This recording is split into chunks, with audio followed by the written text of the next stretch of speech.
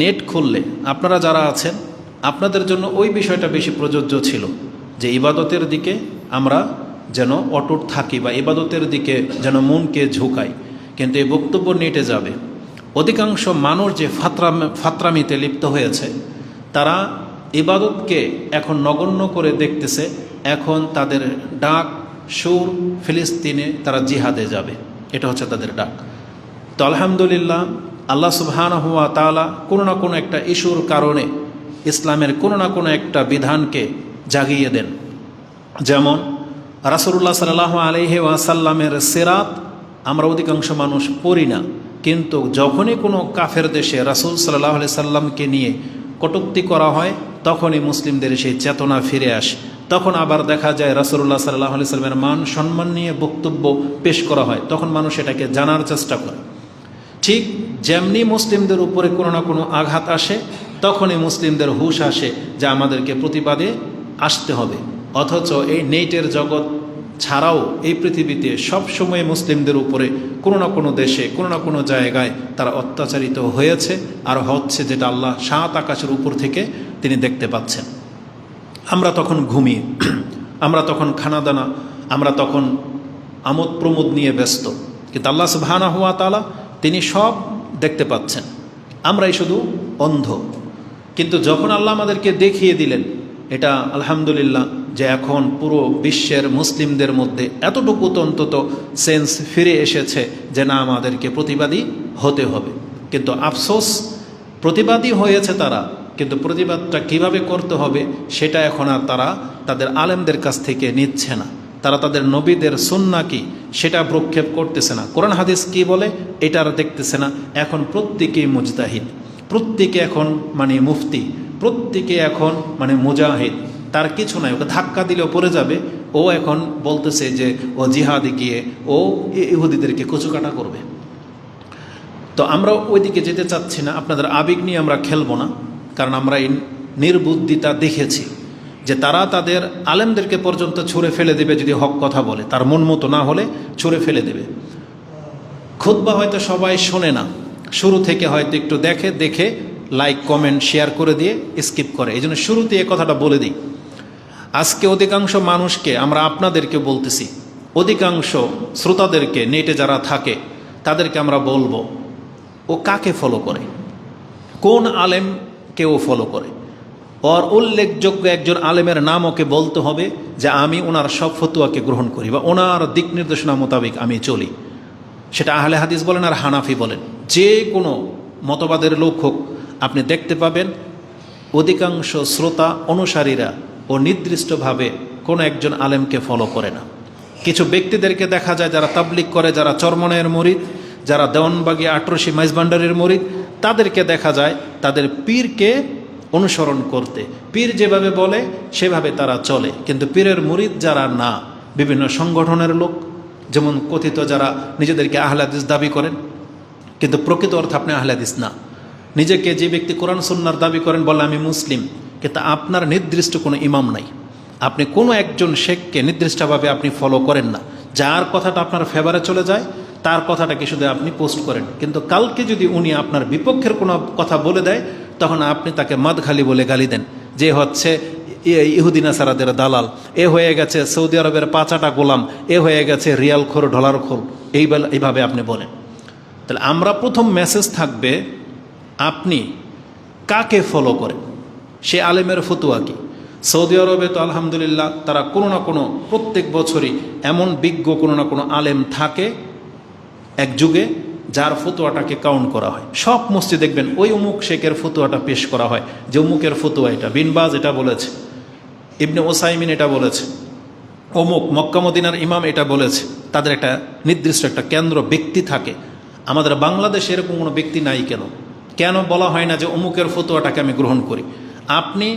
আমরা বেদাতীদের কথা বাদ দিলাম, আমরা যারা কোরআন সুন্নাহর দাবি করি, নিজেদেরকে আহলে হাদিস পরিচয় দেন কি দেন না, আপনার উল্লেখযোগ্য ইমাম কে? আহলে হাদিসের মধ্যে সবচেয়ে বড় ইমাম আপনি কাকে মনে করেন? আলেম কাকে মনে করেন? কার ফতুয়া আছে যে এই ক্ষেত্রে কিভাবে প্রতিবাদ জানাতে হবে? আপনার কাছে কোন কি ফতুয়া আছে যে আপনি সিদ্ধান্ত নিয়ে নিচ্ছেন, আপনি এটা করে ফেলতেছেন, সেটা করে ফেলতেছেন? এই ক্ষেত্রে আপনার আকিদার ইমাম কোথায়?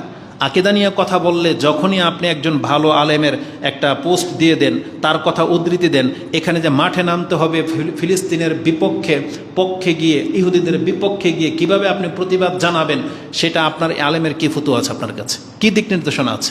আপনি নিজে নিজে সিদ্ধান্ত নিয়ে নিচ্ছেন যে। তো এই জন্য আমরা বলবো, প্রথম আপনি আপনার কেন্দ্রবিন্দু ঠিক করেন, আপনার কিবলা কোনটা সেটা আগে ঠিক করেন, আপনার ইমামকে সেটা ঠিক করেন, তারপরে তার জ্ঞান গর্ভ কোনো দলিল ভিত্তিক কোনো যুক্তি থাকলে আপনি সেটাকে ফলো করতে পারেন। তাও আবার সেটা অন্যের উপর আপনি চাপা দিতে পারবেন না, কারণ যেহেতু আমাদের আহলে হাদিসদের নিজস্ব কোনো বোর্ড নাই, টিম নাই, একটা বৈঠক নাই যেখান থেকে একটা সিদ্ধান্ত আসে, তারা এখন পর্যন্ত সে প্ল্যাটফর্মে আসতে পারতেছে না। তা আমরা বক্তা হিসেবে আমি সাধারণ সেন্সে কথাটা বলেছি, কারণ এদেরও গায়ে লাগবে কথা বললে, কিন্তু এরা এখন পর্যন্ত এক হইতে পারতেছে না। উচিত ছিল তাদেরকে এক হওয়া, একটা টিম তৈরি করা, একটা ফতুয়া দেওয়া, যাতে করে তাদের অনুসারীরা সব এক পথে চলতে পারে। কিন্তু আমরা বড় শেখদেরকে যখন জিজ্ঞেস করি শেখ আমাদের কী করণীয়, তখন তারা একটা আক্ষেপ বা একটা দুঃখ ভরা একটা কথা পেশ করে, যে তারা বুঝতে পারে যে তারাও নিজেদেরকে অসহায় মনে করে, তারাও নিজেদেরকে হেয় মনে করতেছে, কারণ তারাও ভালো করেই জানে যে আমাদের এই শ্রোতাগুলা কাছে আসলে স্ট্যাটাসে ফেসবুকে একবার গরম করে ফেলবে, মনে হচ্ছে যে আমি তার অনুসরণ করি, কিন্তু সুবিধা মোতাবিক এ তার বোর্ড চেঞ্জ করে ফেলে, এ তার রূপ চেঞ্জ করে ফেলে। যে কোনো মাসলায় একটা ব্যক্তিকে আপনি কেন্দ্রবিন্দু বানাইতে পারতেছেন না। যদিও একটা ব্যক্তিকে কেন্দ্রবিন্দু বানানো আমরা বলি না যে একক ব্যক্তিকে আপনি ফলো করেন, কিন্তু আমাদের আহলে হাদিসদের মধ্যে এরকম 10-20 জন বিজ্ঞ ওলামা আছে, তাদের কথাগুলোতে আপনি সিমিলারিটি পাবেন, মিল পাবেন। তাহলে 20 জন কি বলেছে যে আপনাকে এই মুহূর্তে কি করা উচিত, কিন্তু আপনি নিজে নিজে সিদ্ধান্ত নিয়ে নিচ্ছেন। তো এটা প্রথমে বলে নিলাম। এজন্য আপনি আগে আপনার ব্যক্তি ঠিক করেন যে কার ফতোয়া মোতাবেক আপনি চলেন। আমরা বড় ব্যক্তিদের ফতোয়ার অপেক্ষায় থাকি, তাদের দিক নির্দেশনা মোতাবেক চলার চেষ্টা করি। জাতি আমাদেরকে গালি দেয়, দালাল বলুক না কি বলুক, এগুলো নিয়ে আমরা পরোয়া করি না, কারণ আমাদের মানহাজকে আমাদের ঠিক রাখতে হবে।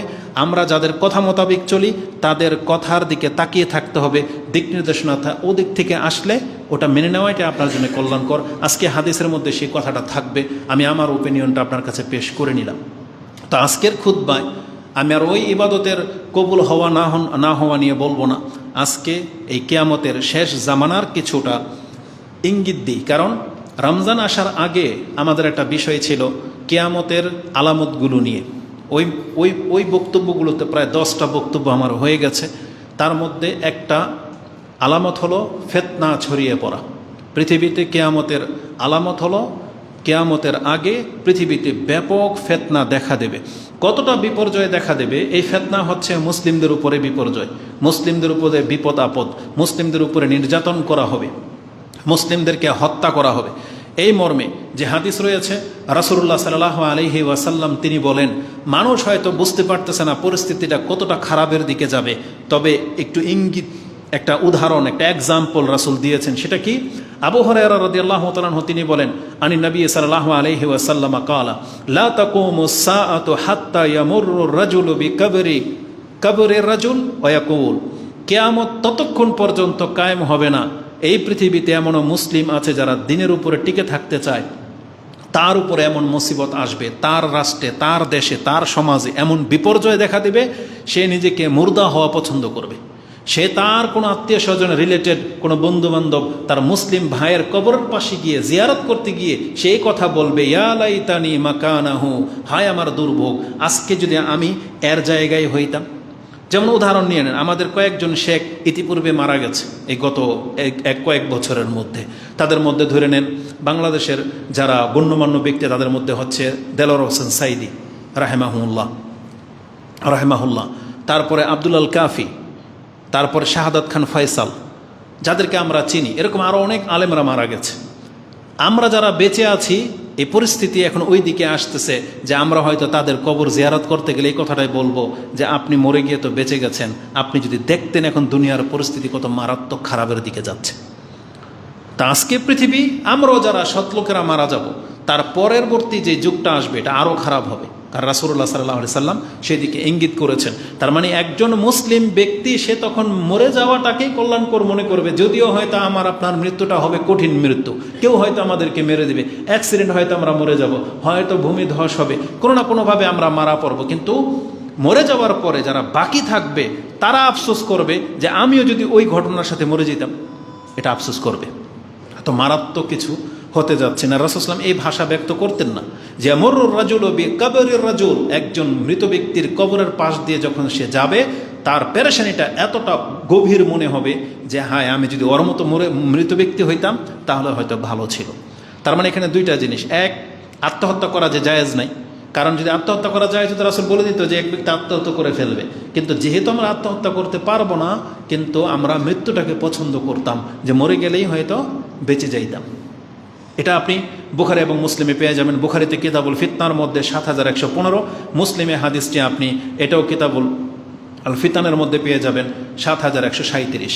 তো বিপর্যয় এত পরিস্থিতির দিকে যাবে যে পৃথিবীতে মানুষ খারাপের সংখ্যা বেড়ে যাবে। আমি শুধু উদ্ধৃতি দিব না, কয়েকটা হাদিস বলতে হবে, এজন্য দ্রুত আমি সেদিকে চলে যাই। সময় যত বেশি দেরি হবে বা কিয়ামত যত কাছাকাছি চলে আসবে, পৃথিবীর সেই অবস্থার কথা ইঙ্গিত করা হচ্ছে। সেটা কি হবে? রাসূলুল্লাহ সাল্লাল্লাহু আলাইহি ওয়াসাল্লাম তিনি সাহাবায়ে কেরামদেরকে উপদেশ দিয়ে বলতেন যে আমি যেটা দেখতে পাচ্ছি, কি হবে তোমাদের যখন তোমরা সমস্ত মানুষগুলো, মুসলিমগুলা খারাপের মাঝে বসবাস করবে, তোমাদের চারপাশে যখন খারাপের সংখ্যা বেড়ে যাবে, কিভাবে তোমরা সেই দিন বেঁচে থাকবে। রাসূল সাহাবীদেরকে বলতেছেন কি হবে তোমাদের, এটা আমি নিয়ে ভাবি যে আমার ভয় হচ্ছে। সে ভাষাগুলো কি? আব্দুল ইবনে আমর ইবনুল আস, আমর ইবনুল আস মানে আব্দুল ইবনে আমর ইবনুল আস আন্না রাসূল সাল্লাল্লাহু আলাইহি ওয়াসাল্লাম ক্বাল কাইফা বিকুম অবিজামানিন, কিভাবে তোমরা থাকবে ওই সময় ওই যুগে।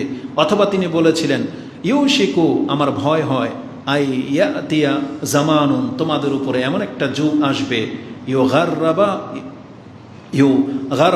গারবালুন নাস ফিহি গারবালাতান, যেইভাবে ভালো এবং মন্দকে চালা হয়, ছাকা হয়। যেমন ধরেন আপনি আটা নিয়ে আসছেন, আটাতে কেরি থাকে, মানে ময়লা থাকে, পোকা থাকে, তখন আপনি এটা চালনি দিয়ে চালেন, আটাগুলো পড়ে যায়, চালনিতে কি থাকে? ময়লা বা কীটপতঙ্গ থাকে। আপনি বিল্ডিং বানাতে বালু চালে না, বালুটা নিচে পড়ে যায়, চালনিতে কি থাকে? ময়লা, এগুলো থেকে যায়। আমাদেরকে চালা হবে, বরং আল্লাহ সুবহানাহু ওয়া তাআলা ফিল্টারিং করবেন পুরা পৃথিবীকে। আল্লাহ সুবহানাহু ওয়া তাআলা ভালো মানুষগুলোকে পৃথিবী থেকে বিদায় করে দেবেন, আর পৃথিবীতে টিকে থাকবে কারা? খারাপ মানুষগুলো। রাসূলুল্লাহ সাল্লাল্লাহু আলাইহি সাল্লাম এই কথাটাই বলেছেন যে ভালো মানুষের মৃত্যু হতে থাকবে, একমাত্র খারাপরাই বাকি থাকবে। রাসূল বলেছেন এমন একটা যুগ আসবে, ইউগারবালুন নাস, মানুষকে ছাকা হবে, চালা হবে, ফি গারবালাতান তাবকু হোসালাতুন মিনান নাস, শুধুমাত্র খারাপ মানুষগুলো পৃথিবীতে বেঁচে থাকবে, তারা শুধু বেঁচে থাকবে। কাদ মারিজাত উহুদুহুম ওয়া আমানাতুহুম, যারা তোমার সাথে ওয়াদাকে ভঙ্গ করবে, তোমার আমানতকে নষ্ট করবে। তার মানে পৃথিবীর মানুষের সংখ্যা এমন ব্যাপকভাবে খারাপ হয়ে যাবে, যারা মানুষের ওয়াদাকে নষ্ট করবে এবং মানুষের আমানত রাখলে আমানতকে খেয়ানত করে দেবে, নষ্ট করে দেবে। এবং রাসূল বলেছেন ওয়াখতালাফু, এবং ইখতিলাফ চরম পর্যায়ে চলে যাবে, কেউ তোমার পক্ষে পাবে না, সব ইখতিলাফ, একজনের সাথে ইখতিলাফ করতেই থাকবে। ফাকানু হাকাযা, এটা বলে দিয়ে রাসূল সাল্লাল্লাহু আলাইহি ওয়াসাল্লাম তার হাতের আঙ্গুলগুলোকে এভাবে শক্ত করে একটার ভিতরে একটা করে টাইট করে দেখায় না, এভাবে দেখিয়েছেন যে তোমার জন্য জীবনযাপন করা এরকম সংকীর্ণ হয়ে যাবে। হাতের আঙ্গুলগুলোকে যদি আপনি ঢুকিয়ে দেন, একটু ফাঁক থাকে না। তার মানে অধিকাংশ সৎ লোকের জন্য রাস্তায় চলাচল করা এতটা কঠিন হয়ে যাবে, তার জীবন এতটা দুর্বিষহ হয়ে যাবে। রাসূলুল্লাহ সাল্লাল্লাহু আলাইহি ওয়াসাল্লাম আমাদেরকে সেই দিকে ইঙ্গিত করেছেন। আজকে ওই পরিস্থিতি হয়তো এখন পর্যন্ত আমাদের উপরে আসে নাই। একটু আগে গাড়ি দিয়ে যখন আসতেছিলাম, আমাদের ভাই জিজ্ঞেস করেছেন ইমাম মেহেদী দাজ্জাল আসার সময় কি খুব কাছাকাছি চলে আসছে? তখন আমি বললাম আমরা তো আর ওই আমাদের মুফতিদের মতো না, যারা ডেট সহ বলে দিতে পারে। আর এই লাঞ্ছিত জাতি তারপরেও তাদেরকে গ্রহণ করে। 2022-এ নাকি কিয়ামত হয়ে যাবে, দাজ্জাল মেহেদী সব চলে আসতেছে, তারপরে এত কিছু করে ভাইরাল হয়ে গেল, কোথায় খবর নাই। কিছুদিন আগে সে চলে গেছে আরব দেশে, বলতেছে ওখানে গিয়ে ভিডিও করেছে, আপনারা জানেন না আমি কেন আরব দেশে আসছি, কারণ ইমাম মেহেদী আসার সময় হয়ে গেছে। লজ্জাও নাই, এভাবে কথা বলে। কয়দিন পরে দেখলাম আবার বাংলাদেশে এসে বলতেছে আমি এখন চিটাগাং যাব, ওখান থেকে কি হবে, গাজওয়াতুল হিন্দ চিটাগাং থেকে শুরু হবে। বোঝেন কথাবার্তা। এখন বলতেছে যে 2025 সালের উপরে কি, ওটা আমরা যেতে চাচ্ছি না। তো মানুষ এদেরকে নিয়েই পড়ে আছে, আর এরাই অধিকাংশ মানুষকে গুমরাহ করে ছেড়ে দিচ্ছে। ইমাম মেহেদি কবে আসবে তারা ডেট সহ বলে দেয়, এবং বক্তব্যের টপিকসে এগুলো খুব কাছাকাছি, শীঘ্রই চলে আসবে। আর এই কথা এভাবে কথা বললে তো সবারটাই সঠিক হবে। যদি বলেন না যে ইমাম মেহেদির সময় খুব ঘনিয়ে চলে আসছে, এটা আপনি বলেন, আপনারটা ভুল হবে না, কারণ এটা বাস্তব। কারণ পৃথিবীর সময় তো শেষ হয়ে যাচ্ছে, কিন্তু সেই সময়টা কি করে কত বড় দুঃসাহস না থাকলে এরকম কথা বলতে পারে যে অমুক তারিখে অমুক অমুক মাস বা অমুক বছর? এগুলো ভণ্ডামি ছাড়া কিছু না। তো কথা হচ্ছে যে ইমাম মেহেদি যখন আসবে বা দাজ্জালের যে সময়টা হবে, আপনি অন্যান্য হাদিসগুলোর ভাষা কেন ভুলে যান? একটা জিনিসকে কেন শুধু ফোকাস করেন? বরং দাজ্জালের আগে কথা হয়েছে, একটা বর্ণনা হলো পূর্ব দিকে আগে সূর্য উঠবে, তারপরে দাজ্জালের ঘটনা। এগুলো তো সমন্বয় করা হয় নাই, এগুলো তো এইভাবে রেখে দেওয়া হয়েছে। সাহাবি বলতেছে যে রাসূলুল্লাহ সাল্লাল্লাহু আলাইহি ওয়াসাল্লাম যে আলামতগুলো বলছে, তার মধ্যে দাজ্জালের আগে কোনটা আগে এটা আমি জানি না, হয় আগে প্রাণী কথা বলবে অথবা পূর্ব দিক থেকে সূর্য উঠে যাবে, কেউ কেউ এটাকে আগে বলছে।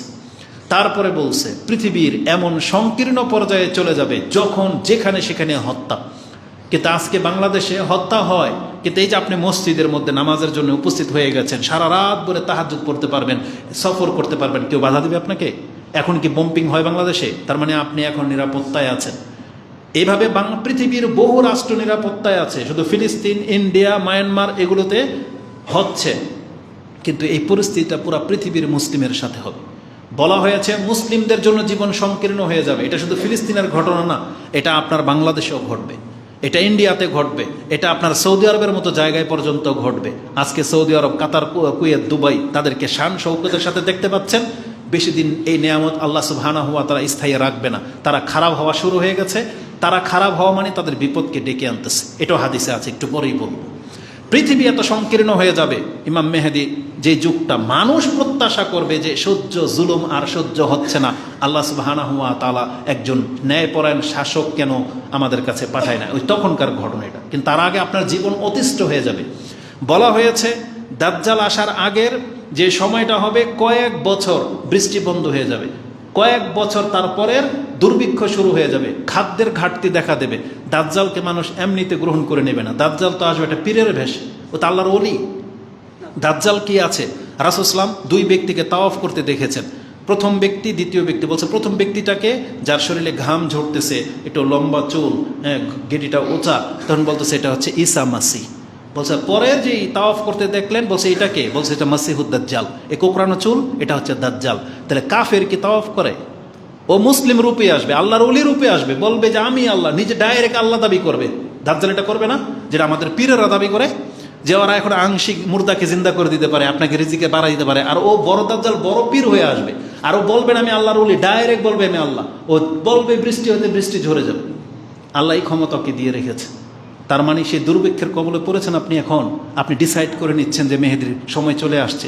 এটা কত বছর লাগবে এটা আল্লাহ সুবহানাহু ওয়া তাআলা ভালো জানে। এটা হতে পারে 2, 4, 5, 10 বছরের মধ্যে হয়ে যাবে, আবার আল্লাহ চাইলে এটা 2, 1, কয়েকশো বছর পরেও হতে পারে। কিন্তু এটা আপনি আলামত দেখে তো ডিসাইড করতে পারেন না। ধোঁকা খেয়ে যায় না এদের বক্তব্যের ধরন দেখে। আপনার কাছে মনে হবে যে পরিস্থিতি এতটাই ঘোলাটে হয়ে গেছে, না, এখনো এতটা ঘোলাটে হয় নাই। এখন পর্যন্ত তাওয়াফ হয়, এখন পর্যন্ত হজে আপনি যেতে পারতেছেন, কিন্তু সেই সময়টার মধ্যে এতটা ক্ষমতা মানুষের থাকবে না, জীবন সংকীর্ণ হয়ে যাবে। রাসূল কি বলেছেন?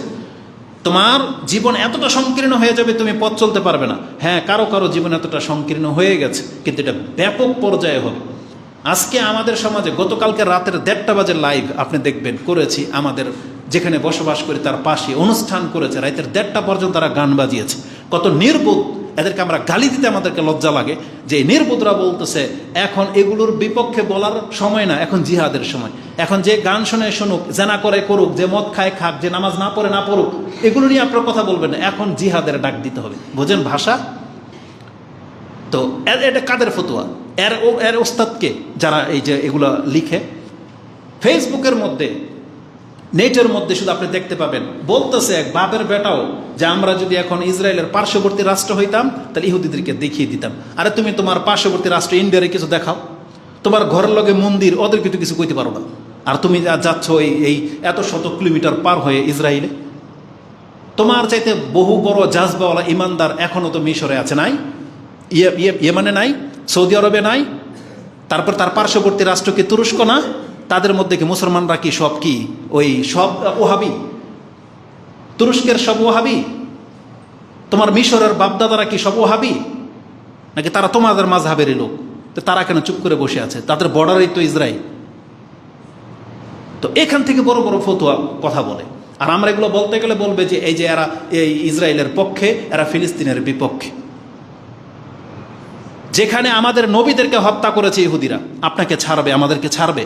তাহলে আমরা ইহুদিদের দালাল? যেখানে আমাদেরকে আমাদের কোরআন দিয়ে আল্লাহ সুবহানাহু ওয়া তাআলা জানিয়েছে ইহুদিদের চরিত্র সম্পর্কে, যে ইহুদিরা তোমাদের নবীদেরকে পর্যন্ত ছাড়ে নাই। আমাদের নবী মুহাম্মদুর রাসূলুল্লাহ সাল্লাল্লাহু আলাইহি সাল্লামকে ইহুদি বিষ খাওয়ায় নাই? তাকে কি উপর থেকে পাথর ফেলে দিয়ে মেরে দিতে চায় নাই? তার মানে একজন মুসলমানের গায়ে রক্ত থাকতে ও কি করে ইহুদিদের দলের হইতে পারে? এই নির্বোধ ইহুদি চিনে না। ও নিজেই কিন্তু ইহুদির মতো চুল কাটে, ও নিজেই এখন পর্যন্ত ইহুদি নাসারাদের মধ্যে প্যান্ট শার্ট পরে, ও নিজেই বোঝে না যে ইহুদিকে। একটা সময় আসতো যখন বলতো যারা শিয়া, অথচ নিজেই শিয়া চিনে না। শিয়ার মতো আচরণ ওর। নামাজ আর আজানের আগে আসসালাতু আসসালামু আলাইকা ইয়া রাসূলুল্লাহ, তারপরে বলতো আল আল অলি অলিউল্লাহ, আল আলী অলিউল্লাহ। এটা হচ্ছে শিয়াদের ডাক। আর এই সমস্ত গুমরারা দেয়, অথচ ও আমাদেরকে কয় শিয়া। তো দুঃখ লাগে না? ওই যে আমাদের শেখেরা মাঝে মাঝে বলে ইমাম দোয়া করতেছে মোনাজাতে, আল্লাহ তুমি আমাদেরকে বেদাত থেকে মুক্ত রাখো, অথচ করতেছেও বেদাত। বুঝেন? তো এরকম হয়ে গেছে অবস্থা। তো আল্লাহ সুবহানাহু ওয়া তাআলা বলেছেন পৃথিবী এতটা সংকীর্ণ হয়ে যাবে যে মুসলিমদের নিঃশ্বাস ফেলাটা কঠিন হয়ে যাবে, এতটা মারাত্মকের দিকে যাচ্ছে। তখন রাসূলুল্লাহ সাল্লাল্লাহু আলাইহি ওয়াসাল্লাম বলেছেন এত কঠিন যখন হয়ে যাবে তখন তোমরা কি করবে? তখন রাসূল সাল্লাল্লাহু আলাইহি ওয়াসাল্লামকে জিজ্ঞাসা করা হয়েছে ওয়া কাইফা বিনা ইয়া রাসূলুল্লাহ, ওই সময়ে তাহলে আমরা কিভাবে টিকবো, কিভাবে চলবো, আমাদেরকে দিক নির্দেশনা দেন। তখন রাসূলুল্লাহ সাল্লাল্লাহু আলাইহি ওয়াসাল্লাম বলেছেন আমি তো আসলে ছোট, তো এই জন্য আমার রাগ করা না করা কিছু যায় আসে না, কারণ আমার তো অনুসারী না আপনারা। বাংলার জমিনের কয়জন লোক বা আমাদের কথা শুনে? আপনি আপনার রাসূলের কথা শুনেন কিনা দেখবেন আজকের খুতবার পর, আপনার চরিত্র ঠিক থাকলে। রাসূল সাল্লাল্লাহু আলাইহি ওয়াসাল্লাম যে দিক নির্দেশনা নিয়েছে, আপনি কিতাব খুলে সেখান থেকে নিন, আমাদের কাছ থেকে নিন না। হাদিস আমি নাম্বার সহ আপনাকে বলে দিই। আবু দাউদে কিতাবুল মালহামা যুদ্ধের অধ্যায়ে রয়েছে 4342, ইবনু মাজাতে হাদিসটি কিতাবুল ফিতনায় রয়েছে 3975। রাসূল সাল্লাল্লাহু আলাইহি সাল্লাম বলেছেন ফিতনার সময় তোমরা কিভাবে চলবে? তাখুযুনা মা তারিফুন, তোমরা যেগুলো জানো কোরআন হাদিসের মতে, যেগুলো কোরআন হাদিস সম্মত সেগুলো গ্রহণ করো। ওয়া তাযারুনা মা তুনকিরুন, যেগুলোকে তোমরা অপছন্দ করো সেগুলোকে তোমরা ছাড়ো। একটা মানুষের কাছে, মুসলিমের কাছে গান বাজনা, নেশা, মহিলা নিয়ে উন্মুক্ত রাস্তায় চলাচল করা, মিটিং মিছিল করা, এটা কে বলবে এটা ভালো কাজ? কে বলবে এটা ভালো কাজ? রাসূল বলেছে যেটাকে তোমরা মন্দ হিসেবে জানো, ইসলামে নাজায়েজ হিসেবে জানো, সেগুলোকে ছাড়ো, সেখান থেকে বাঁচো, এটা বলে দেওয়া হয়েছে। তারপরে বলা হয়েছে তুকবিলুনা আলা আমরি খাসাতিকুম, তোমাদের মধ্যে যারা খাস তাদের কাছ থেকে কথা গ্রহণ করবে। আমাদের মধ্যে খাস কারা? আমাদের ইমামরা। আমাদের মধ্যে খাস কারা? আমাদের নেতাদের মধ্যে যারা ভালো তারা। আমাদের আলেমরা হচ্ছে আমাদের সমাজের খাস, যারা বিজ্ঞ বিচক্ষণ জ্ঞানী তারা হচ্ছে আমাদের কাছে খাস। আল্লাহ সুবহানাহু ওয়া তাআলা রাসূল সাল্লাল্লাহু আলাইহি ওয়াসাল্লামের মাধ্যমে আমাদেরকে জানিয়েছেন অতুকবিলুনা আলা আমরা খাসাতিকুম, তোমাদের খাস ব্যক্তিদের কাছ থেকে যে কথা আসবে তোমরা সেটা গ্রহণ করো। ওয়াতাজারুনা আমরা আম্মাতিকুম, আর তোমাদের জনসাধারণরা যা করে তাকে ছুঁড়ে ফেলে দাও, তা থেকে বেঁচে থাকো। আজকে জনসাধারণের ডাক এটা, যা খুশি তা। একটা মোবাইল পেয়ে গেছে, টিকটক বানায়, একটা পেজ খুলে নিয়েছে, সে দোকানে দোকানে গিয়ে প্রতিবাদ শিখায়। কিভাবে? নিজে সে কোকাকোলা 20 টাকা দা কিনে এটাকে ঢেলে সে প্রতিবাদ করলো। আপনি তো নিজের 20 টাকা নষ্ট করলেন। উচিত কি ছিল? কোকাকোলার প্রতিবাদ কি এমনি জানায়? আপনারা কি চিনেন না কোকাকোলাটা কোত্থেকে সাপ্লাই হয়? ওই ফ্যাক্টরি কি আপনাদের চোখে পড়ে নাই? আপনি চিনেন না যে কে কোন অঞ্চলে বাস করে? চিনেন না এদেরকে? আপনার অঞ্চলে যদি কোনো ফ্যাক্টরি থাকে, নাকি আপনি অন্ধ? তাহলে কোকাকোলা যেই জায়গাতে ফ্যাক্টরিটা আছে আপনি কি চিনেন না? বাংলার মানুষ, আপনি গণভবন, সংসদ ভবনে চলে যেতে পারেন, আর আপনি বান্দরবন পর্যন্ত চলে যেতে পারেন আল্লাহর নিদর্শন দেখার জন্য। কোকাকোলার কোম্পানিটা কোথায় সেটা আপনি চিনেন না? যান, গিয়ে কি করেন? যা করার করেন, ওখানে গিয়ে করেন। ওই মালিক কি নির্বোধ? ওই মালিক কি ইহুদি নাসারাদের দালাল? কোকাকোলার যেই ব্যক্তি কোম্পানি খুলেছে ও কি মুসলমানের বাচ্চা না? ও দেখে না পৃথিবীতে কি হচ্ছে? ওর যদি গায়ের মধ্যে মুসলিমের রক্ত থেকে থাকে, ও তো আপনাদের মাযহাবের লোক, তাহলে কোকাকোলা কোম্পানি বন্ধ কেন করে দেয় না? ওর ইমানের এটা জাগে না কেন যে আমার এই টাকার দরকার নাই? আমরা তো সৌদি আরবে প্রকাশ্য দেখেছি, ডেনমার্কে যখন রাসূল ইসলামকে ব্যঙ্গচিত্র অঙ্কন করলো, আমাদের ইসলামিক কালচারাল সেন্টারের দৃশ্য যেটা আমরা দেখেছি, এক সৌদি, সে ওই যে একটা জুস আছে যেটা সান্টপ, সান্ট অফ ডেনমার্কের ছিল, এনে জানতো না, বা হয়তো জানতো ভালো একটা ব্র্যান্ড সেজন্য খাওয়াইতো। তাদের দৃশ্য যদি দেখতেন আপনি, সাধারণ দোকানদারদের না, ইম্পোর্টার যিনি, তার পুরো স্টোরকে খালি করে ফেলে দিয়েছে, পুরো কন্টেনার ঢেলে দিয়েছে। ব্যস্তাম না আমি এটা না ইমান? আমরা তো এটা সচক্ষে দেখি, আপনাদের চোখে পড়ে না? তাহলে আপনার বাংলাদেশের মুসলিমরা যারা কোকাকোলার বিজনেস ডিলার, ওরা এটাকে বন্ধ কেন করে না? আর না পারলে আপনি দোকানদারকে কেন গিয়ে ওই ইম্পোর্টারকে ধরেন, সাপ্লাইদেরকে ধরেন। এটাকে প্রতিবাদ বলে যা আপনি নিজের টাকা দিয়ে কিনে নিজের টাকায় নষ্ট করবেন? কেন এটা করবেন আপনি? আবার আরেকটা নির্বোধ, কি বলবো এদেরকে, কোকাকোলার প্রতিবাদ জানাইতে গিয়া সে ওই যে দেশীয় পণ্য যেটা, ওটার প্রমোট করতেছে, যে ওই যে আকিস কোম্পানির, বীরের কোম্পানির কি ওই যে মৌজু, তারপরে ফ্রেশ কোম্পানির যেটা আছে ফ্রেশ কোলা, এটার বদলে এটা খান। খাইতে হবে কেন? বয়কট করেন এগুলোকে। কারণ এরাও তো ইসলামের অনেক সময় নাজায়েজ কাজে লিপ্ত হয়, এরাও তো প্রমোট করে, গান বাজনার টাকা দেয়, নায়ক নায়িকাদেরকে তো এরা, প্লেয়ারদেরকে তো এরা চালায়। তাহলে শুধু খালি ইহুদি নাসারাই দোষ করলে দোষ, আপনার দোষ করলে দোষ না? যারা ইসলামের খেলাফ যাবে তাদেরটাই তো বয়কট করা উচিত ছিল। তার মানে বলবেন তাহলে আমরা খাবো কি? দুঃখ লাগে কি জানেন, যখনই কোনো কাফেরদের কোনো আচরণে বয়কটের ডাক আসে, যে প্রোডাক্টের ছবিগুলো দেওয়া হয়, আশ্চর্য লাগে। তাহলে আমরা মুসলিমরা ফ্রি ফায়ার, পাবজি, ক্রিকেট খেলা ছাড়া আর জীবনে করলাম বা কি? এগুলো সব যদি ইহুদি নাসারাদের প্রোডাক্ট হয়, তাহলে আমাদের মুসলমানরা কি করে? আপনি কি করবেন বলেন? আপনার জীবন মাথা থেকে পা পর্যন্ত যা ব্যবহার করেন আর যার খান, সবই ইহুদি নাসারাদের বানানো, সবই। তাহলে এটাকে যখন প্রতিবাদের আসে তখন কেন মাথায় আসে তার বিকল্প কেন আমাদের মুসলিম রাষ্ট্রগুলোতে কোনো ব্যবস্থা নেয় না? কেন তারা শুধু খালি ইহুদি নাসারাদের উপরে ওই এই রং তামসার মধ্যে লিপ্ত? ওরা কেন এগুলো করে, আপনারা কেন করতে পারেন না? তাহলে আমরা বলবে যে এরা সুবিধাবাদী, এরা এখন ওই যে জিহাদে যেতে চায় না, আমরা নাকি জিহাদের কথা বলি না, অথচ এরা সব কিন্তু এগুলোর মধ্যে লিপ্ত। এদের বক্তব্য ঘাটেন দেখতে পাবেন, এরাই তো কোকাকোলা খায়, এরাই তো এটাকে প্রমোট করবে। কয়েকদিন আগে তো এদের বক্তাই বলেছে কিনলে কিনবেন পানি, কোকাকোলা কোম্পানির ভালো ব্র্যান্ডের পানি, এরাই তো বক্তব্য দিয়েছে। আল্লাহ এদেরকে হেদায়েত করুক। তো আল্লাহ সুবহানাহু ওয়া তাআলা আমাদেরকে যে দিক নির্দেশনা দিয়েছে, রাসূল বলেছেন কি, ওয়াতাজারুনা আমরা আম্মাতিকুম, জনসাধারণ যা করে তা থেকে বেঁচে থাকো। আজকে কোরআন সুন্নাহর অনুসারী হয়ে আপনি ওদের সংখ্যা দেখে ধোকা খেয়ে গেলেন, মানহাজ ভুলে গেলেন, যা একটা তাই ফতুয়ার একটা ডাক চলে আসছে, কে কার পক্ষ থেকে ডাকলো, একটা ক্রিকেটার ডাকলেও আপনাকে ধর্ম পালন করেন, তার পেছনে পেছনে আপনি হেমিলিনার বাসুলার মতো রাস্তায় নেমে যান। কিছু হলেই রাস্তা, গার্মেন্টসের কোনো সমস্যা, রাস্তা বন্ধ, গাড়িওয়ালার সমস্যা, রাস্তা বন্ধ, একটা কেউ অ্যাক্সিডেন্ট হয়ে মরলো, তাও রাস্তা বন্ধ, কেউ অ্যাক্সিডেন্ট করে মারলো, তাও রাস্তা বন্ধ, রাজনীতির প্রেক্ষাপট, রাস্তা বন্ধ, কিছু হলেই রাস্তা বন্ধ, গাড়ি ভাঙচুর বা এই সে। আপনি নিজেও তো ভুক্তভোগী। আপনার নিজের মা বোন যখন গাড়িতে থাকে, অ্যাম্বুলেন্সে থাকে, রাস্তা বন্ধ, তখন আপনি বোঝেন যেগুলো ঠিক জায়েজ নেই। হুজুররা ঠিকই কয় যেগুলো জায়েজ নেই, কিন্তু একদিন দুই দিনের জন্য আপনি করেন, যেটা আপনাদের হুজুরদের ফতুয়া এটা, কিন্তু এতে কার কি উপকার হলো এটা হচ্ছে দেখার বিষয়। এর চাইতে বড় ব্যাপার যেগুলো, সেগুলো করতে হবে। আমাদের উপদেশ তো কেউ নেয় না। আমাদের দেশের রাষ্ট্র নায়ককে আপনি স্থায়ীভাবে গ্রহণ করেন। বাংলাদেশে ভোটাভুটি যারা চায়, গণতন্ত্রের সিস্টেমে যারা ইলেকশন চায়, এরা হচ্ছে এই জাতির জাতি, এরা হলো হিংসুক, এরা হলো সব চোরবাটপার, লুটতারাজকারী। মানে ওরা খাচ্ছে, আমরা খাইতে পারতেছি না, যেন আমাদের দল ক্ষমতায় আসতে হবে, এটা হচ্ছে তাদের টেন্ডেন্সি। দ্বিতীয়ত হচ্ছে বাংলাদেশে একটা ইলেকশন আসা মানে 50 বছরের জন্য বাংলাদেশকে পিছিয়ে ফেলে দেওয়া। এটা তো আমি কেন, সবাই জানেন। একটা ইলেকশন হওয়া মানেই, একটা সরকারকে পরিবর্তন করে দেওয়া মানে 50 বছরের নিচে আপনি ফেলে দিলেন একটা রাষ্ট্রকে। কারণ ইলেকশনের মধ্যে কত মারামারি, কত কাটাকাটি, কত টাকা নষ্ট হয়, কত জালিয়াতি হয়, কত কি সমস্যা হয়, এগুলো সবাই জানে। তাহলে মুসলমানদের যাদের ডাকে লাখো মানুষ রাস্তায় নেমে যায়, তারা এখন ডাক দিয়ে বাংলাদেশটাকে একজন আলেমের হাতে কেন নিয়ে আসতে পারতেছে না? তারা ডাকলে তো পুরো রাস্তা ব্লক হয়ে যায়, তারা বলে আগুন জ্বালিয়ে দিবে। তাহলে তারা রাষ্ট্রটাকে একজন ভালো আলেমের কাছে একবার স্থায়ীভাবে গেঁথে কেন দেয় না? কেন ডিক্লেয়ার হচ্ছে না যে বাংলাদেশে আর কোনো গণতন্ত্র চলবে না, ইলেকশন নাই? আমাদের দেশের যারা মাথা, যারা ভালো বোঝে, তারা রাষ্ট্র চালাবে এককভাবে, জনসাধারণ এটাই মেনে নেবে। কিন্তু করেন না কেন? এটা ফাঁসাই দিয়ে কেন বসে আছেন? যাকে এতদিন ঘুষখোর বলতেন, এখন তার মতন হিরু নাকি নাই? এটাই তো আমাদের চরিত্র। তারপরে আমরা যেই বসুক, আপনারাও বসে যান, সেটা জামাত ইসলাম হোক বা ওই খেলাফতের মজলিসের কেউ হোক, একটা মুসলমান তার খিলাফ যাবে না। যে কেউ, একটা চরমপন্থীও যদি বসে যায়, রাষ্ট্রে নায়ক হয়ে যায়, কোরআন সুন্নাহওয়ালাদের কারো কোনো প্রতিবাদ থাকবে না। কারণ আমাদেরকে শিক্ষা দেওয়া হয়েছে রাষ্ট্রনায়কের আনুগত্য করা ফরজ। তার ভালোটা গ্রহণ করতে হবে, তার মন্দর ক্ষেত্রে তার উপদেশ দিতে হবে, তাকে ছুঁড়ে ফেলে দিতে বলা হয়নি। তাহলে আজকে বাংলাদেশে এটা একটা মানে ইসলামীকরণ করে আলহামদুলিল্লাহ এটা ইসলামের একদম হুবহু কাছাকাছি তাকে ক্ষমতায় বসিয়ে দেওয়া হয়েছে।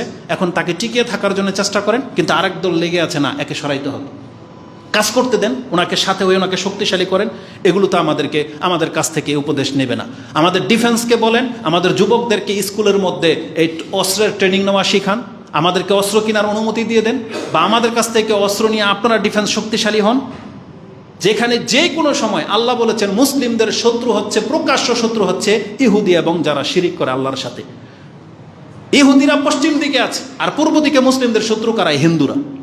এই হিন্দুত্ববাদ যারা মুসলিমদের মসজিদগুলোকে ভেঙে দিচ্ছে, আপনি পার্শ্ববর্তী রাষ্ট্র হয়ে কিছুই করতে পারলেন না, আর আপনি এত দূরের ব্যাপারে আপনি নাক গলান, যেটা কিছুই করতে পারবেন না আপনি, হামতাম দেখানো ছাড়া। কে কি করে, কে কি পোস্ট করে তা আমরা তো দেখি, আমাদের আর এটা ছাড়া আর কিছু বলার নাই। তা আল্লাহ সুবহানাহু ওয়া তাআলা আমাদেরকে হেফাজতের মালিক। রাসূলুল্লাহ সাল্লাল্লাহু আলাইহি সাল্লাম বলেছেন, জনসাধারণ যা করে জ্ঞানীদের উচিত তা থেকে তুমি মুখ ফিরিয়ে রাখো। জনসাধারণের সাথে তুমি ভেসে গেলে চলবে না, তাই বিপদ যত কঠিন হোক না কেন। এ হাদিস আবু দাউদ এবং ইবনে মাজাতে রয়েছে। রাসূলুল্লাহ সাল্লাল্লাহু আলাইহি ওয়াসাল্লাম আমাদেরকে বলেছেন, এই হাদিসটা বুখারীতেও আছে, যেটা আপনি 480-তে পাবেন। ইঙ্গিত আছে সামান্য, যে পৃথিবীতে যে খারাপ মানুষের সংখ্যা বেড়ে যাবে, অতটুকু কথা শুধু ইঙ্গিত আছে, 480 নম্বরে পেয়ে যাবে। এই পৃথিবীর রাষ্ট্রের অবস্থা কি হবে এটাকে আপনাকে বলে দিই, বরং আপনি জেনে নেন। এই খারাপ শুধু বাংলাদেশে না, এই খারাপই আরব দেশে চলে যাবে। পৃথিবীর প্রত্যেকটা মুসলিম রাষ্ট্রের মধ্যে খারাপের সংখ্যা বেড়ে যাবে। রাসূলুল্লাহ সাল্লাল্লাহু আলাইহি ওয়াসাল্লাম একদিন ঘুমিয়েছিলেন। জাইনাব বিনতে জাহাশ, রাসূল সাল্লাল্লাহু আলাইহি ওয়াসাল্লামের এক স্ত্রী, উম্মাহাতুল মুমিনিন, তিনি বলতেছেন, আন্না নবী সাল্লাল্লাহু আলাইহি ওয়াসাল্লাম ইস্তাইকাজা মিনান নাওম।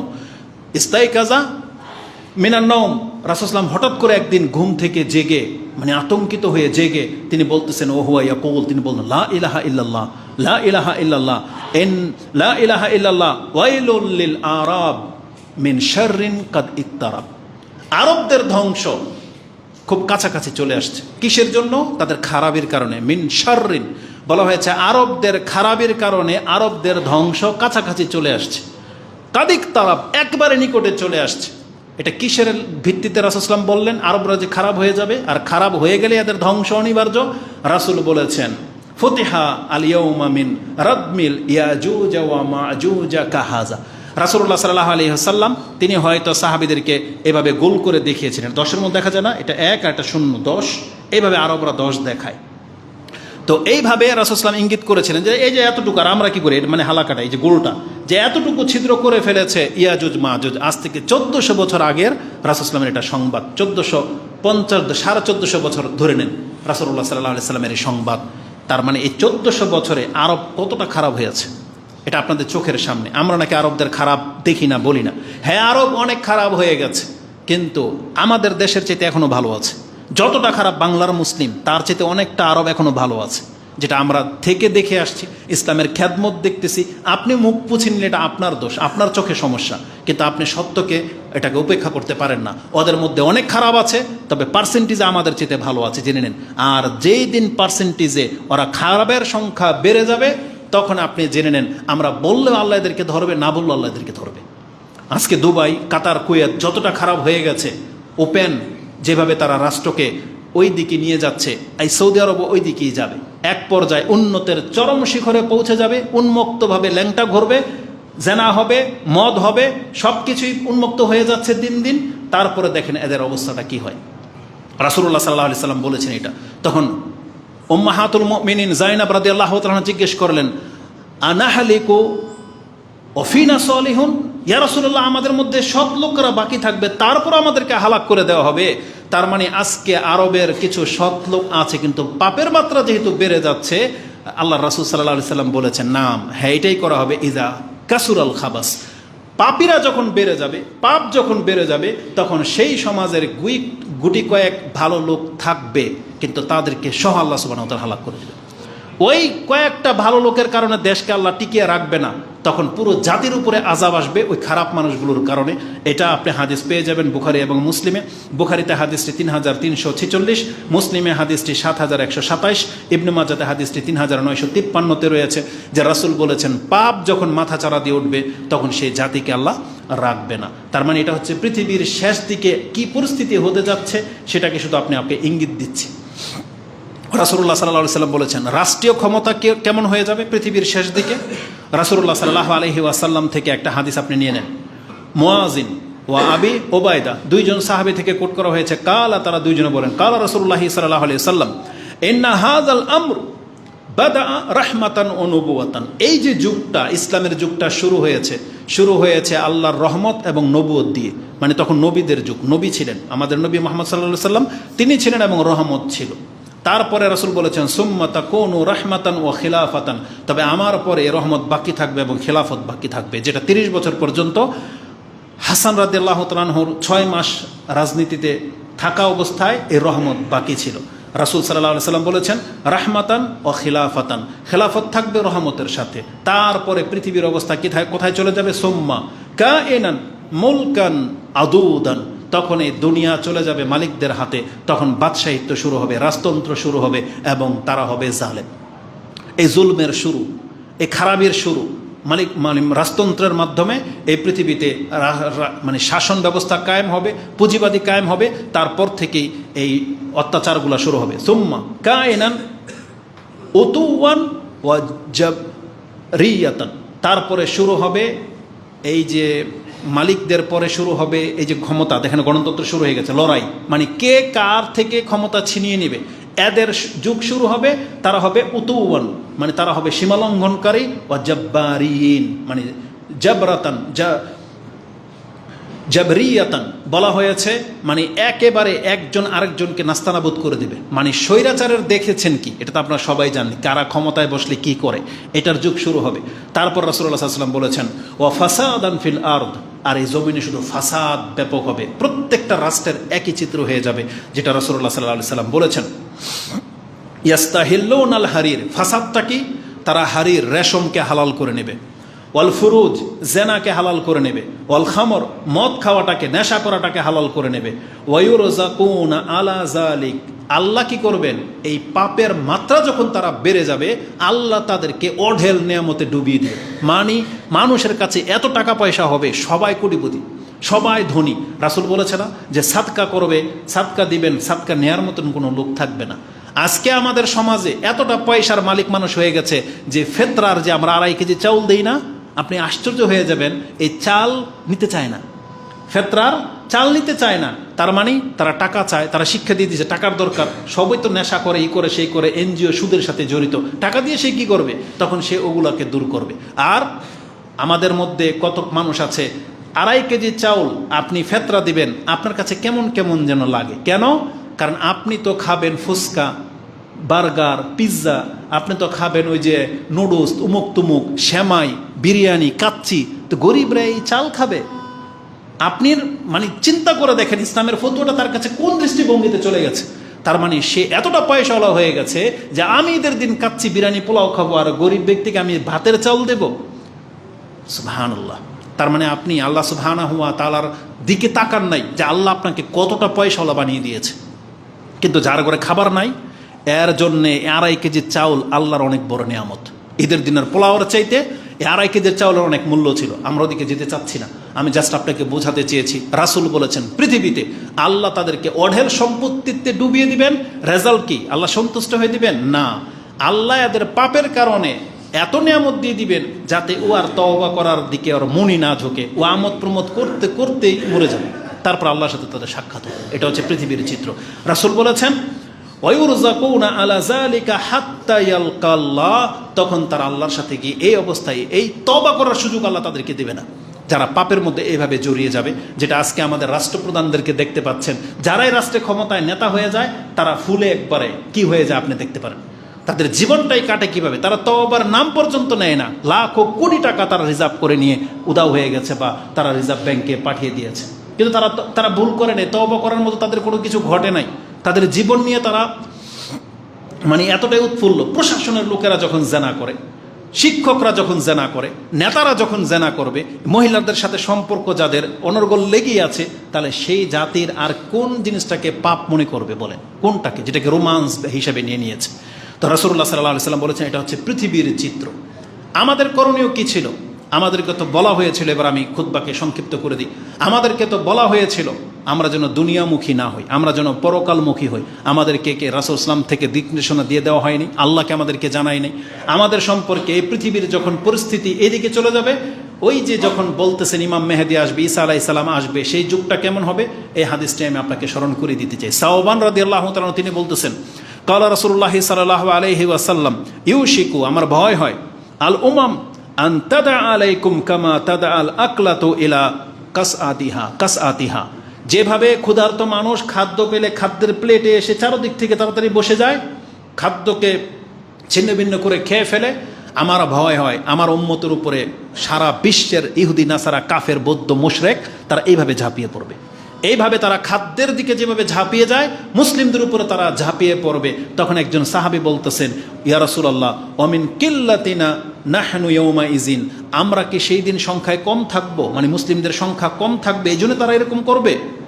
রাসূলুল্লাহ সাল্লাল্লাহু আলাইহি সাল্লাম বলেছেন, বাল আনতুম ইয়াউমা ইজিন কাসীর, বরং তোমরা হবে সংখ্যায় সবচেয়ে বেশি, তোমরা মুসলিমরা হবে সংখ্যায় অনেক বেশি, কাসীর তোমাদের অনেক সংখ্যা থাকবে, ওয়ালাকিন্নাকুম গুসাউন কা গুসাইস সাইল, কিন্তু তোমাদের মান মর্যাদা হলো ওই বন্যার পানিতে ভেসে আসা খড়কুটার মতো, যেগুলোর কোনো মূল্য নেই। মানে এত সংখ্যক মুসলিম কিন্তু এই মুসলিমের কোনো মূল্য নাই, এগুলো হচ্ছে সব গোসা কা গুসাইস সাইল। আজকে আমাদের সমাজের দেখেন এত মুসলিম এত যুবক বাংলার জমিনে থাকা সত্ত্বে বাংলাদেশের আধা হাত বাড়ানোর ক্ষমতা আমাদের হয়নি। কেন? চারদিক থেকে ইন্ডিয়া ঘিরে রেখেছে, অথচ বাংলাদেশ এতটুকু জায়গা নিয়ে আপনি এখানে কাটাকাটি মারামারি করে শেষ। অথচ আপনার মধ্যে ইসলামের জাজবা থাকলে, মুসলিমের রক্ত থাকলে, ইমান থাকলে, বিচক্ষণ থাকলে আপনার তো উচিত ছিল যে আমি আমার ঘরের ভিতরে কাটাকাটি না করে আমার সীমানাটাকে আধা হাত বাড়াই, এটা তো উচিত ছিল। আর এটা আপনি দেশের জন্য না করেন, আল্লাহর জন্য করেন, যে আল্লাহর দ্বীনকে কায়েম করতে করতে আমি পুরো বাংলাদেশ ইসলাম পালন হবে এবং আমাদের পার্শ্ববর্তী মূর্তি পূজার মতন নোংরা কোনো পাপ আছে নাকি? আপনার ঘরের ভিতরে মূর্তি পূজা হয়, নিজের দেশের ভিতরে কিছুই করতে পারলেন না সারা জীবন। ওরা তো মসজিদ ভেঙে দিয়ে দেখিয়ে দিল, কিন্তু আমরা বাংলাদেশের মুসলিম এটা কোন সহমর্মিতা বোঝায় যেখানে পুতুল পূজা হচ্ছে আল্লাহর সাথে সবচেয়ে বড় নাফরমানির একটা, যেখানে আমাদের নবীরা মূর্তি ভেঙেছে ক্ষমতা দখল করার পর, তাহলে আমাদের বাংলাদেশে মুসলিমদেরকে সেই ক্ষমতা হয় নাই? আপনি মূর্তিকে এখন পর্যন্ত জীবিত করে রেখেছেন, আপনারা উদ্বোধন করে দেন ভোটের জন্য শুধু। আর আপনি কি করবেন আপনার পার্শ্ববর্তী রাষ্ট্রকে, যারা এত বড় ক্ষমতা নিয়ে বসে আছে? আমরা ভোগ করতে করতেই শেষ। রাসূলুল্লাহ সাল্লাল্লাহু আলাইহি সাল্লাম বলেছেন, কাল গোসা কা গুসাইস সাইল, তারা হবে বন্যার ভেসে আসা ফেনার মতো। তারপর রাসূলুল্লাহ সাল্লাল্লাহু আলাইহি সাল্লাম বলেছেন এটা কেন হবে? ওয়ালা ইয়ানজাআন্নাল্লাহু মিন সুদুরি আদুবিকুম আল মাহাবাতা মিনকুম, তোমাদের ক্ষেত্রে কাফেরদের অন্তরে যে একটা ভয় ছিল, আপনি কি জানেন রাসূলুল্লাহ সাল্লাল্লাহু আলাইহি সাল্লাম কিভাবে এসেছেন? রাসূল বলেছেন, আমাকে 5টা বৈশিষ্ট্য দেওয়া হয়েছে যেটার কাউকে দেওয়া হয়নি। তার মধ্যে একটা হলো আমার নাম শুনলে, আমার টিমের নাম শুনলে 1 মাসেরও দূরত্বে আছে কাফের, তারপরেও ভয়ে থরথর করে কাঁপবে। এটা ছিল মুসলিম এবং মুসলিমদের টিম।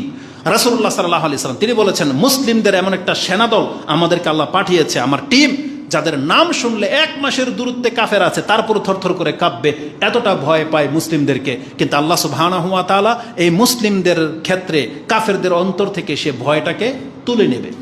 বাংলার জমিন তার বাস্তব প্রমাণ। একটা হিন্দু মুসলিমকে গালি দিতে দ্বিধা করে না। রাসূলুল্লাহ সাল্লাল্লাহু আলাইহি ওয়াসাল্লামকে নিয়ে যারা কটূক্তি করে এমন নাস্তিকেরও জন্মই বাংলাদেশে বহু আছে, যারা বলে দিয়ে টিকে যায়, ওরা জানে যে মুসলিম আমার কিছুই করতে পারবে না। এই জন্য ওর মতন ব্যক্তি রাসূলুল্লাহ সাল্লাল্লাহু আলাইহি সাল্লামকে গালি দিয়ে টিকে দেয়। এই জন্য ইহুদিরা আজকে মুসলিমদেরকে হত্যা করার পরেও টিকে আছে। কি জন্য?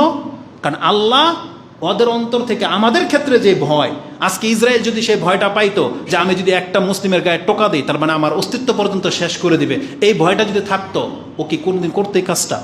কোনোদিন করতো না।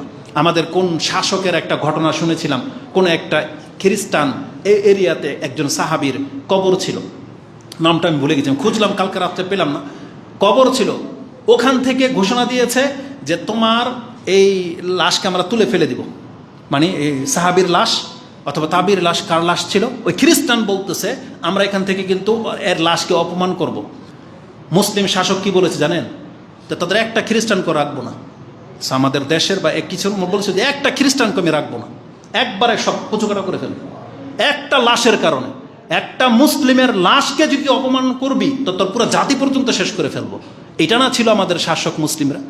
আজকে মুসলিমদের মসজিদকে ভেঙে ফেলা হচ্ছে, আপনি নাচ গান নিয়ে ব্যস্ত, আবার আপনি বলতেছেন যে আমাদের এটা খেলাফ কিছুই করি না আমরা। এটা কেন হয়েছে? আজকে একটা মসজিদের বিকল্প যদি 100টা মন্দির পড়ে যেত, তার মানে একটা মসজিদ আর কেউ গায়ে হাত দেওয়ার ক্ষমতা ওরা রাখতো না। কিন্তু আজকে কেন এমনটা হয়েছে? আল্লাহ ওদের অন্তর থেকে আমাদের ভয় তুলে দিয়েছে। আর আমাদের অন্তরের ভিতরে কি করেছে? ওয়ালিয়াকযিফান্নাল্লাহু ফি কুলুবিকুমুল ওয়াহান, আর আল্লাহ তোমাদের অন্তরের ভিতরে দুর্বলতা, ওয়াহান ঢুকিয়ে দিয়েছে। কিলা ইয়া রাসূলুল্লাহ, ওমাল ওয়াহান? ওয়াহান কি? রাসূল বলেছেন হুব্বুদ দুনিয়া ওয়া কারাহিয়াতাল মউত, দুনিয়ার ভালোবাসা এবং মৃত্যুকে ভয় পাওয়া, এটা তোমাদের কাছ থেকে আল্লাহ সুবহানাহু ওয়া তাআলা চাপিয়ে দিয়েছেন, যার ফলে দুনিয়ার প্রতি এত লোভ বেড়ে যাওয়াতে তুমি এখন আর মরতে চাও না। তুমি ভোগ বিলাসিতায় লিপ্ত হয়ে গেছো, এখন আপনি আপনার প্রতিবাদ করতে যান না। কেন?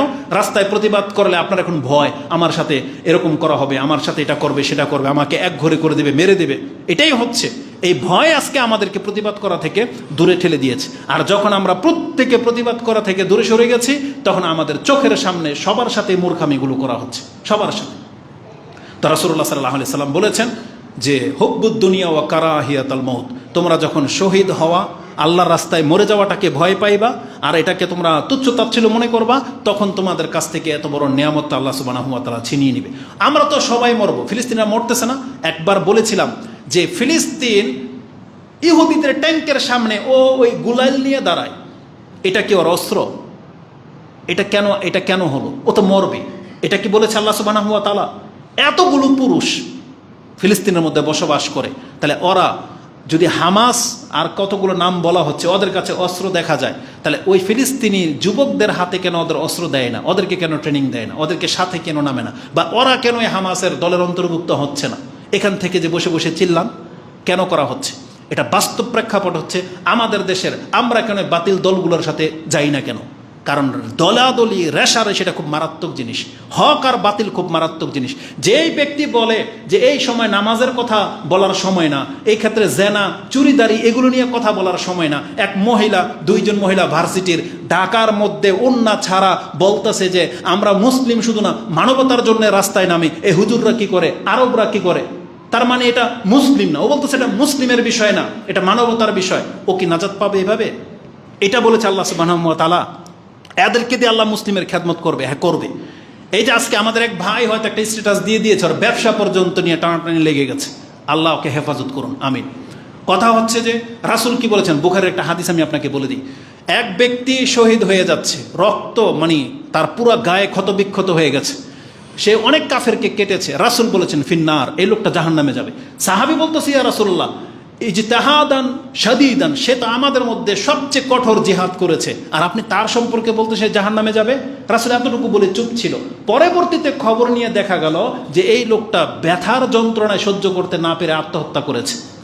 তার মানে যুদ্ধ করে কাফেরদেরকে কাটার পরে নিজে আত্মহত্যা করে রাসূল বলতেছে সে জাহান্নামে যাবে, আর আপনি বেনামাজি হয়ে ইহুদিকে হত্যা করে জান্নাতে চলে যাবেন? কি মনে করেন আপনারা? হাদিসকে কি তামসা বানিয়ে ফেলেছেন। আবার একজন স্ট্যাটাস দেয় বদরের যুদ্ধে এক ব্যক্তি তো মাত্র ইসলাম গ্রহণ করে শহীদ হয়ে গেল, এক ওয়াক্ত নামাজও পড়ে নেই। চিন্তা করা যায় কিসের সাথে কি তুলনা করে? একটা হচ্ছে ওয়াক্ত প্রেক্ষাপট, আরেকটা হচ্ছে ইমানের প্রথম যুগ। এই দুইটা কি সমান? নামাজবিহীন আপনি মুসলিমই না, আপনি মুসলিমের পক্ষ হয়ে বাংলাদেশের স্বাধীনতার জন্য মুসলিমদের সাথে অনেক হিন্দুও প্রাণ দিতে দেয় নাই। নেম প্লেটে তো ক্ষমতা আপনার লিখে দিয়েছেন, ওই যে কি যেন মানিক শহীদ, আব্দুল জব্বার, রহিম, এদের সাথে ওই মানিক মিয়াকে আপনি শহীদ, ওই কি হিন্দুদের নামগুলো, এদেরকে আপনি শহীদ তো দুনিয়াতে লিখে দিতে পারেন। আপনার লাজ লজ্জা কিছু নাই? ধর্মটাকে আপনার বাবার, এটা তো আল্লাহ সুবহানাহু ওয়া তাআলা নাজিলকৃত ধর্ম। আল্লাহ যদি যাকে শহীদ বলে নাই, আপনি শহীদ লাগাই দিলেই হয়ে যাবে? তাহলে এই ব্যক্তি যখন আত্মহত্যা করে মরে যায়, রাসূল বলেছেন আলা, তোমরা কান খাড়া করে শোনো, লা ইয়াদখুলুল জান্নাহ ইল্লা নাফসুন মুসলিমাতুন, মুসলিম ব্যক্তি ছাড়া কোনো ব্যক্তি জান্নাতে ঢুকতে পারবে না। ওয়া ইন্নাল্লাহা লা ইউআইয়িদু হাযা দ্বীন বিরাজুলিন ফাজির। আল্লাহ সুবহানাহু ওয়া তাআলার নীতি হলো কখনো কখনো আল্লাহ পাপীদেরকে দিয়েও দিনের খেদমত করিয়ে নেয়। আবু তালেব ইসলামের সবচেয়ে বেশি খেদমত করেছিল, কিন্তু জান্নাত পাবে? তাহলে আমি আমাদের এই সমস্ত ভাই বোনদেরকে বলতে চাই, আপনার ইসলাম ডুবে যাচ্ছে, আপনি জিহাদ করলে আপনি নাজাত পাবেন? আপনাকে নাজাতের জন্য কাজ করতে হবে, জিহাদ তো করতে হবে। আলহামদুলিল্লাহ যে আপনাদের জাজবা আমাদের চাইতে বেশি দেখতে পাচ্ছি, আল্লাহ আমাদেরকে মাফ করুন, আপনাদের হিম্মত কারো বাড়িয়ে দিন, বলেন আমিন। কিন্তু তার আগে কি করতে হবে? আপনি মুসলিম হন। আমরাও তো চাই আপনি শহীদ হন। আমরা তো চাই আপনি ইসলামের জন্য কিছু করেন, কিন্তু মুসলিম রূপে করেন। এটা আমাদের মেসেজ থাকবে, মুসলিম রূপে করেন। আপনি নাস্তিক সেজে বলতেছেন যে আপনি যেটা করবেন সেটা করবেন, পর্দা করা লাগে নাকি? সুবহানাল্লাহ। মানুষকে হিতাহিত জ্ঞান নিয়ে কাজ করা উচিত। সবচাইতে মুখ্য হচ্ছে নাজাত। আমরা আপনাদের সাথে মিশি না কেন? নাজাতের জন্য। কারণ আমরা দেখতে পাচ্ছি আপনাদের সাথে মিশে গেলে আমরা নাজাত পাবো না। দুনিয়াতে হয়তো কি করে ফেলবেন, এক ঘরে করে ফেলবেন, বয়কট করবেন, গালাগালি করবেন, ইহুদিদের দালাল বলবেন, মেরে ফেলবেন, এটাই করতে পারবেন। কিন্তু পরকাল ছেড়ে দিতে পারবেন? আমরা আমাদের জ্ঞানের ভিত্তিতে চলি। আপনাদের মতো এই এদের মতো আমরা ভেসে যেতে চাই না। আমরা আমাদের আলেমদের ফতোয়াকে ফলো করেন, দেখেন তারা কোনো দিক নির্দেশনা দেয় কিনা। যেই সে একটা রাস্তার মধ্যে ডেকে দিল আর তার পেছনে পেছনে গিয়ে আপনি দোকান পোশাক ভেঙে ফেলবেন, আপনি বলতেছেন আপনি জিহাদ করেন। ইসলামটাকে সস্তা কিছু? আল্লাহ তো বলেছে যে জানে আর যারা জানে না তারা কোনদিন সমান হতে পারে। তাহলে ডাক দিবে ইমামরা, আপনারা কেন ডাকেন রাস্তায় দাঁড়িয়ে আমাদেরকে? রাসূলুল্লাহ সাল্লাল্লাহু আলাইহি ওয়াসাল্লাম তিনি বলেছেন যে এইভাবে মানুষ তার দিনের দিকে মানে ঝুঁকে যাবে, দিন থেকে তারা সরে যাবে, দুনিয়ার প্রতি তারা এতটাই বেশি ঢুকে যাবে যার ফলে আল্লাহ সুবহানাহু ওয়া তাআলা কাফেরদেরকে তাদের উপরে চাপিয়ে দিবেন। আমরা বিলে জিহাদের কথা বলি না, অথচ আল্লাহ সুবহানাহু ওয়া তাআলা তো রাসূলুল্লাহ সাল্লাল্লাহু আলাইহি সাল্লামকে একটা সময় যখন অনুমতি দিয়ে দিয়েছেন মদিনায়, তারপরে তো জিহাদ তো আর বন্ধ হয়ে যায়নি, আমরা না বন্ধ করে দিয়েছি। আল্লাহর পক্ষ থেকে তো বন্ধ করা হয়নি। আল্লাহ তো চেয়েছেন তোমরা তোমাদের এই সাম্রাজ্যটাকে বাড়াইতে চাও, বাংলাদেশকে আপনি বাড়াইতে চাইলে জিহাদ ছাড়া বিকল্প কি পথ আছে বলেন তো? ইন্ডিয়া সে দিয়ে আপনাকে দিয়ে দিবে যে লো আমার এই প্রদেশটা তুমি নিয়ে চলে যাও। আপনাকে আপনার বাংলাদেশকে বাড়াইতে হলে কি করতে হবে? জিহাদ ছাড়া বিকল্প কোনো পথ আছে?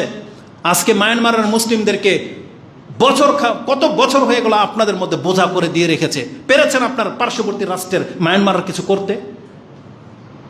আর উল্টা আমাদেরকে আপনারা দোষেন। আপনাদের সংখ্যাই তো সবচেয়ে বেশি, পারলে কিছু করে দেখান, তারপর আমাদেরকে দুইশেন যে তোমাদের আহলাদিদেরকে ছাড়া আমরা মায়ানমার দখল করে দেখিয়ে দিলাম, বেটা তোরা এখন মুনাফিকি থেকে ভালো হো। আমাদেরকে বলেন না, দেখাই দেন না। আমাদের দায়িত্ব ছিল জিহাদ করা, নিঃসন্দেহে জিহাদ করা আল্লাহর পক্ষ থেকে। বরং আল্লাহ সুবহানাহু ওয়া তাআলা আমাদের নবীকে এইভাবে বলে তিনি জিহাদের দিকে ডেকেছেন। প্রথম আল্লাহ বলেছেন আমি তোমাদের সাথে আছি। আল্লাহ সুবহানাহু ওয়া তাআলা নবীকে বলেছেন ইয়া আইয়ুহান নবী হাসবুকাল্লাহ, ইয়া আইয়ুহান নবী হাসবুকাল্লাহু ওয়া মান ইত্তাবাআকা মিনাল মুমিনিন। আল্লাহ আপনার জন্য যথেষ্ট এবং আপনাকে যারা অনুসরণ করে এমন মুমিনদের জন্য আমি আল্লাহ যথেষ্ট, আল্লাহ বলে দিয়েছেন। এই জন্য আমাদের মুসলিম ভাইয়েরা যদি ইসলামের জন্য মাঠে নামে, আল্লাহ বলেছেন আমি তোমার জন্য যথেষ্ট, কারো লাগবে না। এটা আল্লাহ আমাদেরকে সাহস জুগিয়েছেন। তারপর আল্লাহ সুবহানাহু ওয়া তাআলা বলেছেন ইয়া আইয়ুহান নবী হাররিদিল মুমিনিনা আলাল কিতাল, আপনি মুমিনদেরকে কিতালের দিকে ডাকেন। আল্লাহ রাসূলকে বলেছেন মুমিনদেরকে যুদ্ধের জন্য প্রস্তুত করেন, যুদ্ধের প্রতি তাদের উৎসাহকে বাড়িয়ে দেন। এই জন্যই তো জিহাদের সমস্ত হাদিসগুলো আপনার চোখের সামনে। রাসূলুল্লাহ সাল্লাল্লাহু আলাইহি ওয়াসাল্লাম জিহাদ যারা করে তাদেরকে কত ফজিলতের কথা বলেছেন। আর যেই ব্যক্তি আল্লাহর রাস্তায় শহীদ হয়ে যাবে বলা হয়েছে তার জন্য 6টা পুরস্কার দুনিয়া থেকে সে নিয়ে নিক। প্রথমেই তার রক্ত ঝরার সাথে সাথে তার সমস্ত পাপ মাফ। একজন মুজাহিদের এটা ক্ষমতা, রক্ত ঝরার সাথে সাথে তার সমস্ত পাপ মাফ। বলা হয়েছে পৃথিবীর সবাই মরবে কিন্তু শহীদদের চাইতে সহজ মৃত্যু কারো হয় না। পিঁপড়ার একটা কামড়, একটা খোঁচার মতো বাস আঘাত লাগে, এতটাই তার মৃত্যু হয়ে যাবে। এটা আল্লাহ সুবহানাহু ওয়া তাআলা আমাদেরকে জানিয়েছেন। শহীদ ব্যক্তিদেরকে বলা হয়েছে তারা তাদের বংশের 70 জন ব্যক্তির ব্যাপারে সুপারিশ করার ক্ষমতা তাদেরকে দেওয়া হবে। মরলেই তাদের আত্মাটাকে জান্নাতের পাখির মধ্যে দিয়ে দেওয়া হয়, তারা জান্নাতের ভিতরে প্রবেশ করতে পারে এবং পুরো জান্নাতকে তারা ঘুরে বেড়ায়। তাদের সাথে 70 জন হুরের সাথে 72 জনের সাথে বিয়ে করার অনুমতি আল্লাহ দিয়ে দিবেন জান্নাতে। এইভাবে 6টা বলা হয়েছে একজন শহীদ ব্যক্তির জন্য আল্লাহ প্রস্তুত করে রেখেছেন। একজন শহীদ ছাড়া জান্নাত থেকে পৃথিবীতে আর কেউ আসতে চাইবে না। কেন? কারণ আল্লাহ তাকে এতটা সম্মান দেবে, সে শুধু বারবার পৃথিবীতে এসে আল্লাহর জন্য শহীদ হয়ে যেতে চাইবে। আমরা যেগুলো জানি বলি, কিন্তু কাদেরকে বলবো? ওই যে বলেছি আপনাদেরকে বললে আপনারা আমাদেরকে মাঠে নামিয়ে দিয়ে মানে দূরে চলে যাবেন। যেখানে একটা প্রতিবাদ করার মতো লোক থাকে না, তাহলে সেখানে আমরা আবার কিভাবে আপনাদেরকে মাঠে নামবো? তা আমাদের ভাষা আপনাদেরকে বুঝতে হবে। আল্লাহ সুবহানাহু ওয়া তাআলার কাছে দোয়া করি আল্লাহর কাছে যে আমরা আল্লাহ তোমার কাছে আশ্রয় চাচ্ছি কাপুরুষতা থেকে, আমরা হীন হওয়া থেকে, অন্যের গোলামি করা থেকে এবং আল্লাহ শত্রু থেকে আমরা তোমার কাছে আশ্রয় চাচ্ছি। তুমি তাদের ব্যাপারে আমাদের ওলি হয়ে যাও, আমাদের অভিভাবক হয়ে যাও। আকুলু লিকাউলি হাযা আস্তাগফিরুল্লাহ লি ওয়া লাকুম ওয়া লিসাইরিল মুসলিমিন ফাস্তাগফিরু ইন্নাহু হুয়াল গাফুরুর রাহিম।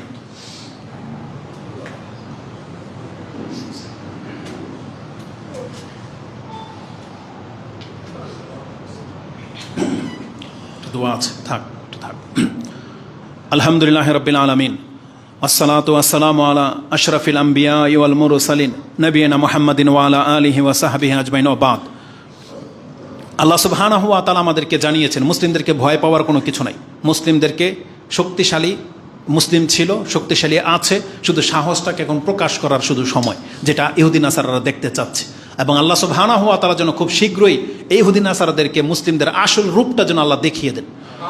আমিন। আল্লাহ সুবহানাহু ওয়া তাআলা আমাদেরকে সাহস যুগিয়ে আল্লাহ বলতেছেন ফাইয়াকুম মিনকুম মিয়াতুন সাবিরাতুন ইয়াগলিবু মিয়াতাইন। আল্লাহ বলেছেন তোমাদের উপরে দায়িত্ব ছিল, তোমরা 10 জন 100 জনের বিরুদ্ধে তোমাদেরকে জিহাদ করতে হতো।